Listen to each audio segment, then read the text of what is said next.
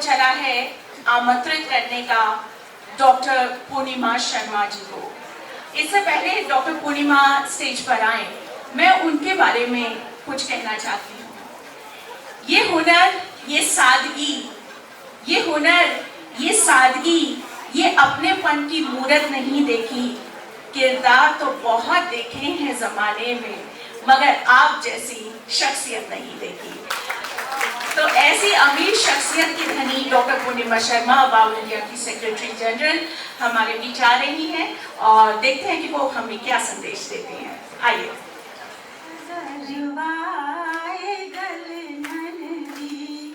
तड़पत जिए हमार बदरवा आए गल ननदी, रिम झिम पड़ेला फुहार बदरवा आए गल ननदी। सभी को हरियाली तीज, जो कि अभी 31 जुलाई को है, श्रावण कृष्ण तृतीया, सभी को उसकी बहुत सारी मंगल कामनाएं। और साथ ही हम लोग आज़ादी का अमृत महोत्सव भी मना रहे हैं, तो उसकी भी सभी को हार्दिक बधाई और शुभकामनाएं। जो आप लोगों ने वीरों की ये बलिदान की गाथा सुनी, वास्तव में आज़ादी हमें इन्हीं वीरों की बदौलत मिली है, जिसकी वजह से हम अपने सारे तीज त्योहार बड़े आराम से मना पाते हैं। क्योंकि भारत तो है ही तीज त्योहार का देश। हमारे ख्याल से जितने ज्यादा पर्व और जितने तरह तरह के रंगों के पर्व उत्सव भारत में मनाए जाते हैं, हमारे ख्याल से किसी दूसरी संस्कृति में, किसी दूसरे देश में इतने रंगों के उत्सव नहीं मनाए जाते। उन्हीं में से एक ये पर्व है हरियाली तीज का। भारत के जो पर्व हैं वो औपचारिकता मात्र नहीं होते हैं, उनमें सामाजिक समरसता, सांस्कृतिक तारतम्य, प्राचीन सभ्यताओं की खोज और अपने अतीत से जुड़े रहने का संकल्प होता है। उन्हीं तीज त्योहारों के, उन्हीं पर्वों के माध्यम से हमारी भविष्य को, हमारी संतानों को पता चलता है कि हमारा अतीत कैसा था, कितना समृद्ध हमारी सभ्यता थी और उस सभ्यता को हमें किस तरह से आगे लेकर के जाना है। हरियाली तीज के बारे में कहा जाता है कि जब माता पार्वती ने हिमालय, पर्वतराज हिमालय की पुत्री माता पार्वती ने कठोर तपस्या की शिव जी को पति रूप में प्राप्त करने की, तो कहते हैं हरियाली तीज के ही दिन भगवान शिव उन्हें अपने घर में लेकर के आए थे और उस दिन वहाँ पर बहुत बड़ा उत्सव मनाया गया था। झूले डले थे पेड़ों के ऊपर, तरह तरह के पकवान बने थे, ये सब हुआ था। उसी की स्मृति में हरियाली तीज मनाया जाता है। और साथ ही इस दिन भगवान शिव के परिवार के साथ साथ चंद्रमा की और वट वृक्ष की पूजा पारंपरिक रूप से की जाती है। आजकल शायद लोगों को नहीं मालूम हो, लेकिन पारंपरिक रूप से ऐसा किया जाता है। उसकी वजह है भगवान शिव का परिवार तो कल्याण देने वाला है ही, सब प्रकार की सुख समृद्धि देने वाला है। चंद्रमा मन का कारक होता है। परिवार की महिला, परिवार की लड़की का मन प्रसन्न रहेगा तो उसका शरीर स्वस्थ रहेगा। उसका शरीर स्वस्थ रहेगा तो वो परिवार की देखभाल ठीक से करेगी और मन प्रसन्न रहेगा तो पूरे परिवार में अपने आप ही प्रसन्नता का वातावरण बना रहेगा। तो चंद्रमा की पूजा तो इस प्रतीक के रूप में की जाती है। और जहाँ तक वट वृक्ष की पूजा का प्रश्न है, तो वट वृक्ष प्रतीक है अखंडता का, अमरत्व का। वट वृक्ष की पूजा करके सारी महिलाएं, सारी लड़कियां वरदान मांगती हैं कि हमारा जो पारिवारिक प्रेम है, चाहे वो पति के साथ है, चाहे वो संतान के साथ है, चाहे वो दूसरे रिश्ते नातों के साथ है, वो अखंड बना रहे और उसमें मधुरता दिन पर दिन बनती ही जाए। हम सारे त्योहारों को सिर्फ पति पत्नी से जोड़ करके देखते हैं, प्रेमी प्रेमिका से जोड़ करके देखते हैं, लेकिन ऐसा नहीं है। प्रेम तो परिवार में, पूरे परिवार में एक दूसरे के बीच प्रेम की भावना होनी चाहिए।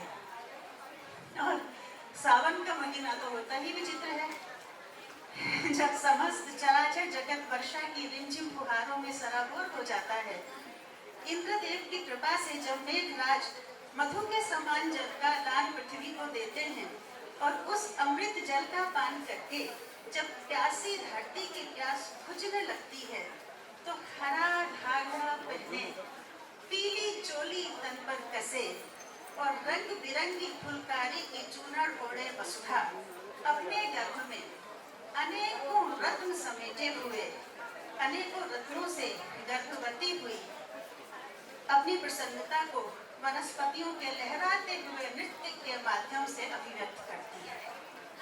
अब इससे बढ़िया और इससे अधिक मनोहारी वातावरण और क्या हो सकता है किसी भी उत्सव को मनाने के लिए। इसीलिए हरियाली तीज को मधुश्रवा तीज भी कहा जाता है। मधु यानी अमृत और श्रवा यानी वर्षा करने वाला, जिसमें कि अमृत की वर्षा हो।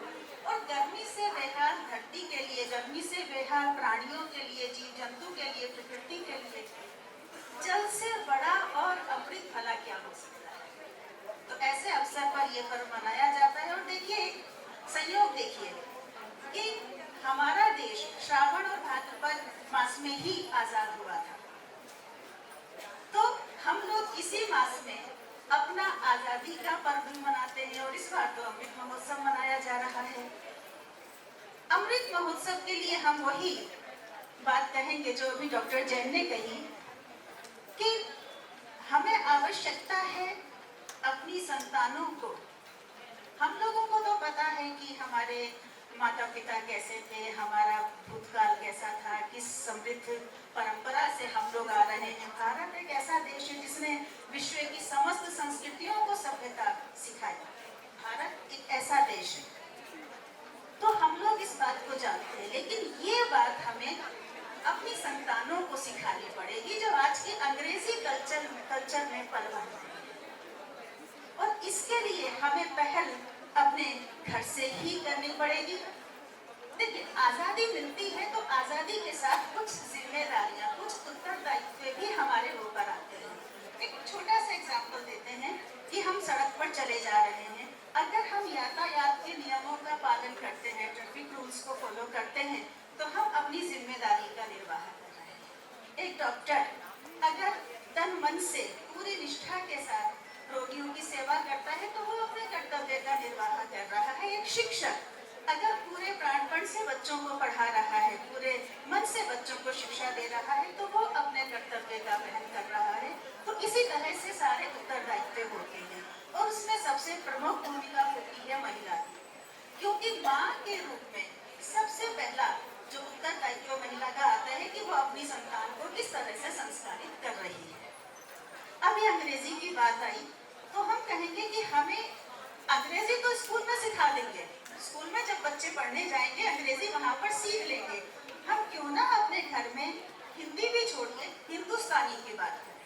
हिंदुस्तानी में सारी जो हमारी भाषाएं हैं उसमें हिंदी भी है, पंजाबी भी है, गुजराती, राजस्थान, जितनी भी भाषाएं हमारे देश की हैं वो सब हिंदुस्तानी में आ जाती हैं। तो हम क्यों ना अपनी राष्ट्रभाषा में घर में बात करें, बजाय इसके कि हम घर में बच्चों को अंग्रेजी बोलना सिखाएं। अंग्रेजी बोलना तो बच्चे सीख ही जाएंगे स्कूल में, उनके टीचर शुरू से नर्सरी के से ही उनको पढ़ाना शुरू कर देंगे। तो घर में हमें उनको एक ऐसा वातावरण देना है कि हमारे जो हमारा, आप देखिए हमारे शास्त्रीय संगीत, लोक संगीत, हमारे शास्त्रीय नृत्य, लोक नृत्य इतने मन भावन है कि आज दुनिया उनको अपना रही है। आज जो आप फ्यूजन देख रहे हैं म्यूजिक में, वो वेस्टर्न और इंडियन क्लासिकल और फोक का मिला हुआ रूप आ रहा है। तो दुनिया उसको अपना रही है, हम लोग क्यों उससे पीछे भाग रहे हैं। तो हमारा तो यही आप सबसे कहना है और अपने आप से भी यही कहना है कि क्यों ना हम सब आज ये संकल्प लें कि हम अंग्रेजियत का मोह छोड़ करके अपने अपने उत्तरदायित्वों का निर्वाह करेंगे। लेकिन उत्तरदायित्वों के निर्वाह के लिए हमें स्वस्थ रहना पड़ेगा। अगर महिला स्वस्थ नहीं है तो वो अपने उत्तरदायित्वों का निर्वाह नहीं कर सकती। तो आज एक ये भी हमें संकल्प लेना है। हमारी संस्था डॉक्टरों की संस्था से जुड़ी हुई संस्था है, गायनेकोलॉजिस्ट फोरम की सिस्टर ऑर्गेनाइजेशन है। तो हमें ये संकल्प लेना है कि हम अपना वार्षिक 6 महीना का भी छोड़िए, वार्षिक चेकअप हम अपना जरूर कराते रहेंगे। अगर हम ऐसा कराते रहे हम स्वस्थ रहेंगे। समय पर अगर कोई बीमारी है उसका पता चल जाएगा, उसका इलाज हो जाएगा। हम हम स्वस्थ रहेंगे, हमारा परिवार स्वस्थ रहेगा, परिवार स्वस्थ रहेगा, समाज स्वस्थ रहेगा, समाज स्वस्थ रहेगा तो राष्ट्र स्वस्थ रहेगा। और इसके साथ में जो हमारे वीरों ने बलिदान देकर के हमें आजादी दिलाई है, उस आजादी का सम्मान करना हम लोग सीखें। बस यही हमारा खुद भी संकल्प है। हम चाहते हैं आप सब भी आज ये संकल्प लें। और इसी के साथ बहुत बोल लिए हैं, अब हम लीना आप कार्यक्रम को आगे बढ़ाइए। बहुत बहुत शुक्रिया पूर्णिमा जी, आपने बहुत अच्छे से हमें हमारी जो मान्यताएं हैं और जो हमारे रीति रिवाज हैं वो एक बार फिर से रिवाइज करा दिए। रिविजन करते रहेंगे तो याद रहेगा। थैंक